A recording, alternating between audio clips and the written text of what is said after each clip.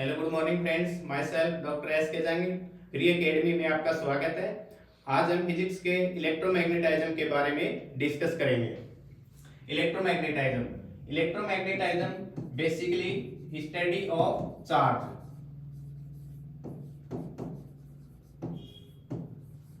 Study of charge.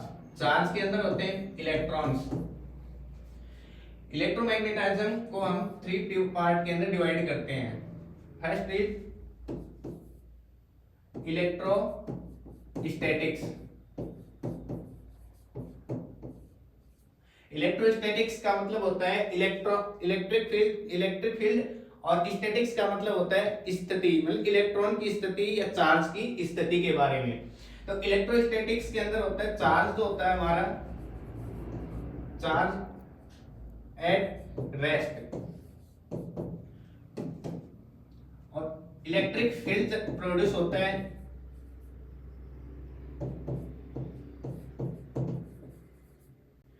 Electric field produce होता है तो इलेक्ट्रिक फोर्स लगता है। इलेक्ट्रिक फोर्स को हम डिनोट करते हैं F E equal to Q E. F E होता है इलेक्ट्रिक फोर्स, क्यू होता है चार्ज, ई होता है इलेक्ट्रिक फील्ड। सेकंड होता है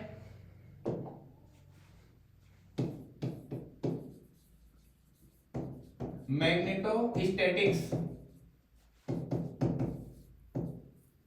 मैग्नेटोस्टैटिक्स का मतलब मैग्नेटिक फील्ड जो होता है उसके अंदर चार्ज की पोजीशन क्या होती है। तो चार्ज जो होता है हमारा चार्ज इज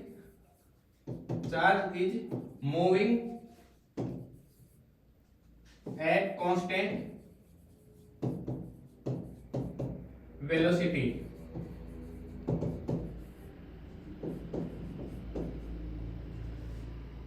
जब चार्ज हमारा मूविंग रहेगा तो मूविंग पोजीशन के अंदर हमारा मैग्नेटिक फील्ड प्रोड्यूस होगा, जिसको हम बी वेक्टर से डिनोट करते हैं।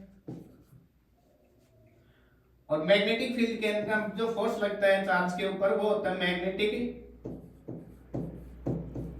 फोर्स, जिसको हम एफ एम से डिनोट करते हैं। F M equal to Q V cross B. F M होता है मैग्नेटिक फील्ड, क्यू होता है चार्ज और वी होता है वेलोसिटी और B magnetic field. Third is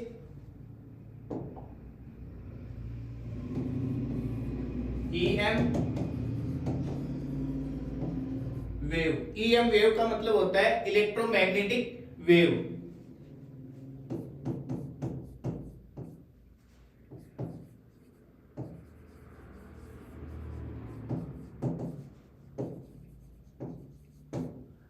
electromagnetic wave विद्युत चुंबकीय तरंगे। विद्युत चुंबकीय तरंगे, इसके अंदर जो चार्ज होता है, चार्ज इज एसिलेशन या एसिलेटेड बोल सकते हैं, जिसके अंदर चार्ज के अंदर क्या होता है, एसिलेट होता है। अब इसमें क्या होता है, electric field plus magnetic field दोनों एक साथ अप्लाई होते हैं चार्ज के ऊपर। तो दोनों चार्ज आपके ऊपर अप्लाई होते हैं तो इलेक्ट्रिक फील्ड जो होता है, इलेक्ट्रिक फील्ड के साथ में जो हमारा जो फोर्स रहता है वो कौन सा होता है, इलेक्ट्रिक फोर्स। और जो मैग्नेटिक फील्ड होता है, मैग्नेटिक फील्ड के अंदर जो फोर्स होता है हमारा वो कौन सा होता है, मैग्नेटिक फोर्स होता है, जिसका इक्वेशन होता है F E equal to Q E. और सेकंड मैग्नेटिक फील्ड का जो होता है equation F M equal to Q V cross B. जब हम दोनों EM वेव के अंदर दोनों को एक साथ अप्लाई कर रहे हैं, मतलब मैग्नेटिक फील्ड और इलेक्ट्रिक फील्ड दोनों एक साथ अप्लाई हो रहे हैं, तब इनके साथ में दोनों जो फोर्स लग रहे हैं वो चार्ज के ऊपर दोनों फोर्स एक साथ लगेंगे, मैग्नेटिक फील्ड भी और इलेक्ट्रिक फील्ड भी, दोनों को एक साथ, दोनों इक्वेशंस को हम जोड़ देंगे तो F equal to F E plus F M, दोनों की इक्वेशन को साथ वैल्यू रखेंगे, Q E V cross B.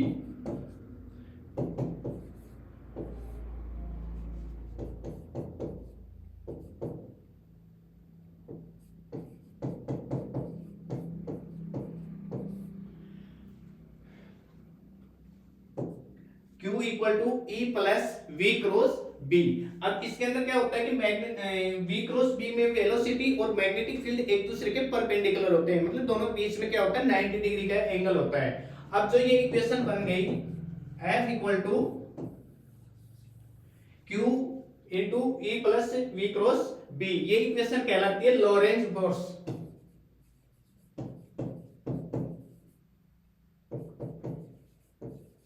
Lorentz force. अब आगे नेक्स्ट आता है चार्ज की property.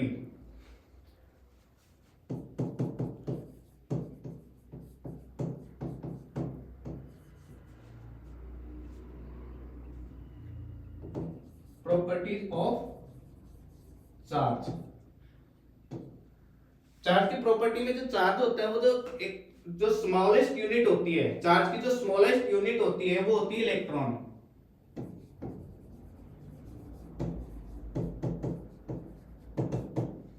Smallest unit electron. Electron का जो चार्ज होता है वो होता है 1.6 इंटू 10 की पावर माइनस 19 कूलम। कूलम इसका यूनिट होता है।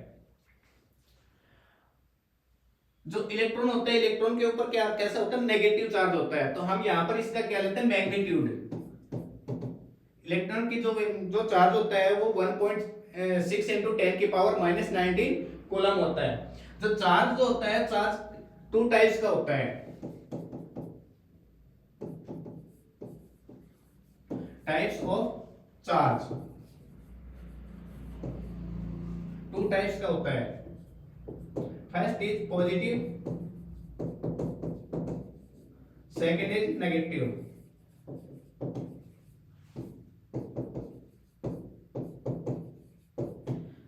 अगर हम दो पॉजिटिव चार्ज लेंगे, दो पॉजिटिव चार्ज, तो एक दूसरे के बीच में क्या रहेगा रिपल्सन।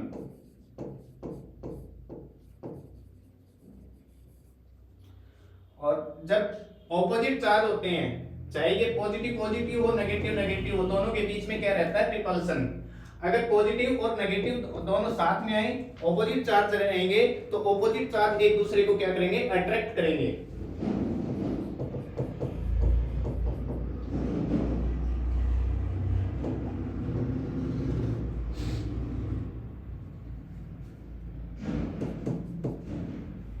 थर्ड आता है क्वांटाइजेशन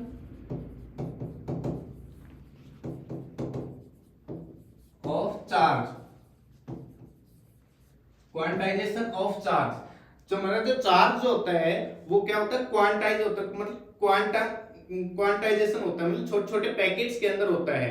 तो जैसे हमारे पास में कोई भी एक बॉडी है, उसके अंदर जो चार्ज जो होता है डिस्ट्रीब्यूट होता है वो इसकी सरफेस के ऊपर होता है, तो छोटे छोटे पैकेट्स के अंदर होता है। तो जो चार्ज का जो डिस्ट्रीब्यूशन करते हैं, तो चार्ज में अब यहाँ पर जो इसका क्वांटाइजेशन को हम किससे डिनोट करेंगे कैपिटल क्यू से, और जो जनरली चार्ज को डिनोट करते हैं वो स्मॉल क्यू से करते हैं। तो जो क्वांटाइजेशन होता है इस चार्ज का, तो हम इसमें लिखेंगे Q equal to N E या एन क्यू। अब यहाँ पर quantization charge, quantization of charge में एन जो होता है वो नंबर ऑफ चार्ज, और क्यू होता है जो चार्ज होता है, चार्ज को हम डिनोट करते हैं या तो इलेक्ट्रॉन या फिर क्यू भी लिख सकते हैं। तो और होता है प्लस और माइनस, दोनों सिंबल साथ में रखेंगे। तो दोनों सिंबल साथ में रखने का मतलब होता है कि अगर चार्ज जो होता है पॉजिटिव चार्ज है तो हम पॉजिटिव यूज लेंगे, अगर चार्ज हमारा नेगेटिव होता है तो वो नेगेटिव यूज ले लेंगे। तो हम दोनों को यहाँ पर क्वांटाइजेशन ऑफ चार्ज को हम डिनोट करेंगे, तो Q equal to plus minus N E या प्लस माइनस एन क्यू।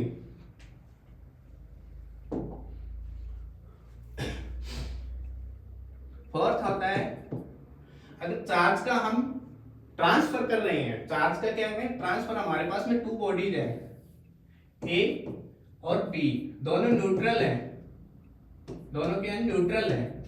अब इसके पास में भी क्या है 100 इलेक्ट्रॉन है और इसके पास में भी क्या है 100 इलेक्ट्रॉन है। अब ए बॉडी होती है, इसके पास में 100 इलेक्ट्रॉन पॉजिटिव चार्ज के हैं, और बी बॉडी जो है इसके पास में है 100 इलेक्ट्रॉन कैसे हैं नेगेटिव चार्ज के हैं। हमने ये मान लिया। अब जैसे हमने क्या किया कि जो चार्ज ए होता है उससे हम ट्रांसफर कर रहे हैं चार्ज का, तो चार्ज का ट्रांसफर करने पर हमारे पास में मानो कि 10 चार्ज का हमने ट्रांसफर किया, तो इसके पास में बच गया हमारे पास में 19 इलेक्ट्रॉन या फिर 19 चार्ज, और इसके पास में हो जाते हैं 110 इलेक्ट्रॉन। जो 10 इलेक्ट्रॉन का जो ट्रांसफर हुआ है वो क्या होता है कि फुल इंटीजर के साथ में होता है, फुल इंटीजर का के साथ में होता है। अब ऐसा नहीं होता है कि कभी आधा चार्ज इसके ऊपर ट्रांसफर होता है या फिर 1/4 चार्ज, 1/3 चार्ज, ऐसे चार्ज का ट्रांसफर नहीं होता है। जो चार्ज का जो एक बॉडी से दूसरी बॉडी पर ट्रांसफर होता है वो फुल इंटीजर के साथ में होता है। अब यहाँ पर जैसे चार्ज का जो कभी भी इस प्रकार से 1/2 1/3 ऐसे नहीं होता है। अब जो चार्ज का ट्रांसफर होता है फुल इंटीजर के साथ में, ये जो होता है Q/3 Q/2 Q/4 ये होता है क्वार्क में, जो कि न्यूक्लियर के अंदर आता है, जो कि हमारे नेक्स्ट में डिस्कस करेंगे। फिफ्थ आता है जो चार्ज होता है हमारा वो उसके अंदर जो इसका जो मास होता है, इलेक्ट्रॉन का जो मास होता है me, जो कि हम चार्ज को हम बेसिकली इलेक्ट्रॉन के रूप में लेके चल रहे हैं, तो मास जो होता है इलेक्ट्रॉन का वो होता है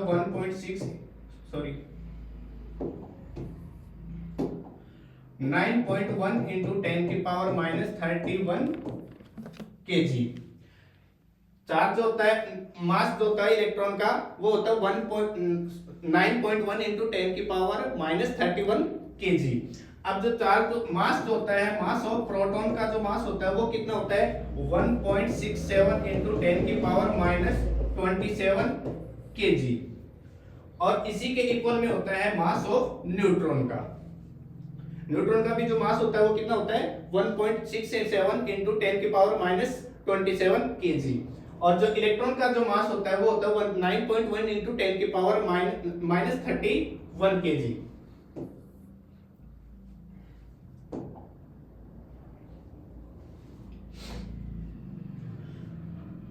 अब हमारे पास जैसे दो चार्ज है, 2 पॉइंट चार्ज हैं, एक को ले लिया हमने Q1, दूसरे का ले लिया Q2। दोनों सेपरेट हैं स्मॉल डिस्टेंस के साथ में, स्मॉल डिस्टेंस के साथ में दोनों चार्ज को फ्री छोड़ रखा है। अब दोनों के बीच में क्या है कि अगर ये दोनों पॉजिटिव हैं तो एक दूसरे को क्या करेंगे रिपल्सन का मतलब एक दूसरे को दूर भगाएंगे। तो जैसे इसके ऊपर फोर्स लग रहा है वो भी F है, इसके ऊपर जो फोर्स लग रहा है वो भी क्या है F है। अब दोनों चार्ज जो होता है दोनों पॉजिटिव है तो एक दूसरे को दूर भगाएंगे, तो दूर भगाने का मतलब एक दूसरे से दूर जाएंगे ऑपोजिट डायरेक्शन के अंदर। अब दोनों के बीच में जो फोर्स लग रहा है वो दोनों के बीच में फोर्स है वो F है। तो दोनों को अब डिसाइड कैसे करेंगे कि दोनों के कौन से चार्ज के ऊपर कैसा फोर्स लग रहा है। तो जैसे Q1 चार्ज के ऊपर जो फोर्स लग रहा है मान लिया हमने F1, अब जो Q2 पर फोर्स लग रहा है वो हो गया F2। अब दोनों एक दूसरे से दूर जा रहे हैं, तो क्यों जा रहे हैं कि जैसे एक Q1 चार्ज है वो Q2 के ऊपर फोर्स लगा रहा है और Q2 चार्ज के ऊपर जो हम Q1 चार्ज फोर्स लगा रहा है। तो दोनों के ऊपर जैसे Q1 की बात करेंगे तो Q1 चार्ज के ऊपर Q2 के कारण लगने वाला फोर्स हो जाएगा F12 और Q2 चार्ज पर Q1 चार्ज के कारण लगने वाला जो फोर्स होगा वो हो जाएगा F21। ठीक है। अगर यही चीज हम देखें कि हमारे पास में फिर से दो चार्ज हैं, एक पॉजिटिव एक दूसरा हो गया नेगेटिव, Q1 और ये हो गया Q2, दोनों एक दूसरे स्मॉल डिस्टेंस के ऊपर सेपरेट है। अब दोनों के ऊपर क्या है कि ऑपोजिट चार्ज है, तो ऑपोजिट चार्ज है तो एक दूसरे को क्या करेंगे अट्रैक्ट करेंगे। अट्रैक्ट करने का मतलब एक दूसरे को अपनी ओर आकर्षित करेंगे। तो सेम इसके ऊपर फोर्स लग रहा है वो F1 और इसके ऊपर फोर्स लग रहा है वो F2।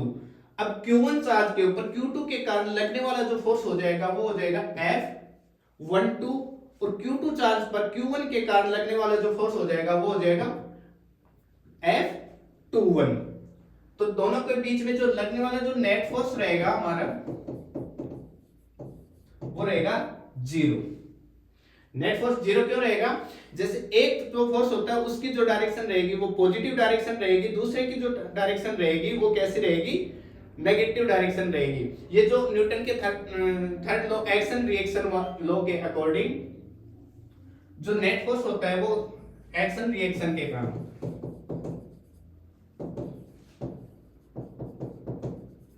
एक्शन रिएक्शन लॉ के कारण जो नेट फोर्स जैसे F12 इक्वल टू F21 दोनों की इक्वल में क्या रहेगा नेट फोर्स 0। अब आता है हमारा कूलम्ब्स लॉ।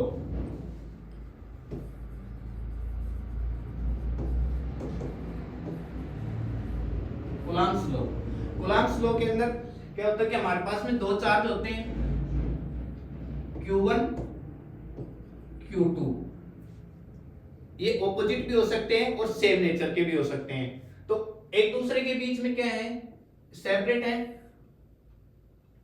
स्मॉल डिस्टेंस हमने मान लिया ये एक दूसरे से स्मॉल डिस्टेंस r के ऊपर सेपरेट स्थित है।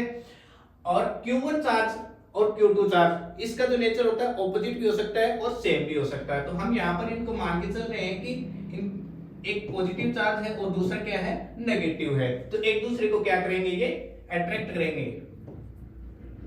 तो इनके बीच में जो लगने वाला जो फोर्स रहेगा कूलम्ब्स लॉ के अकॉर्डिंग, जब दो चार्ज एक दूसरे से r डिस्टेंस के ऊपर या स्मॉल डिस्टेंस के ऊपर स्थित हो, तो उनके बीच में लगने वाला आकर्षित या प्रतिकर्षण वाला बल कैसा रहेगा, Q1 F directly proportional to Q1 Q2। दोनों का अलजेब्रिक मल्टीपल होता है Q1 Q2 का, और जो बीच का डिस्टेंस होता है उसके स्क्वायर प्रोपोर्शनल होता है, वर्ग के वेग कर्मानुपाती होता है। आप दोनों को इक्वेशन को एक साथ में लिखेंगे तो F directly proportional to Q1 Q2 upon R square. अब हम ये अगर डायरेक्ट प्रोपोर्शनल साइन हटाएंगे, मतलब समानुपाती सिंबल को हटाएंगे, तो F equal to K Q1 Q2 upon R square. अब K की जो वैल्यू होती है 9 इंटू 10 की पावर 9 न्यूटन मीटर स्क्वायर पर कूलम्ब का स्क्वायर। अब यहां से न्यूटन जो होता है, फोर्स जो होता है, बल की जो यूनिट होती है वो होती है न्यूटन, r जो होता है डिस्टेंस की जो यूनिट होती है वो होती है मीटर, और जो कूलम्ब होता है, कूलम्ब की जो चार्ज होता है, चार्ज की जो यूनिट होती है वो होती है कूलम्ब। तो इसकी k की जो यूनिट रहती है वो हो जाएगी, k इक्वल वैल्यू रहेगी k इक्वल टू 9 इंटू 10 की पावर 9 न्यूटन मीटर स्क्वायर पर कूलम्ब का स्क्वायर हो गया। इसकी जो k की वैल्यू जो होती है k equal to 1 upon 4 pi epsilon naught. Epsilon naught क्या होता है, निर्वात की विद्युतशीलता, ये permittivity of free space. F equal to K Q1 Q2 upon R square, Q1 Q2 upon R square. यहाँ पर जो एप्सिलॉन नॉट होता है वो होता है परमिटिविटी ऑफ फ्री स्पेस, मतलब माध्यम की विद्युतशीलता होती है। इसकी जो वैल्यू होती है 8.8 इंटू 5 इंटू 10 की power minus 10 coulomb square newton metre square.